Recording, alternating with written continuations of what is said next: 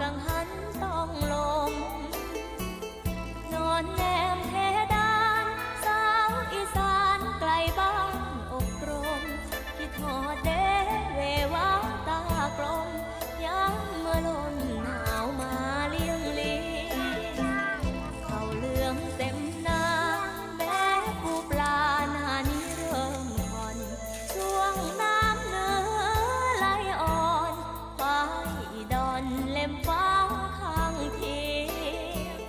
คิดทอดพ่อแม่หนาวเริ่มแพ้บาดใต้ตะเกียงเขานอนหน้านี้ลมเอียงอยู่กับเพียงนอนเฝ้า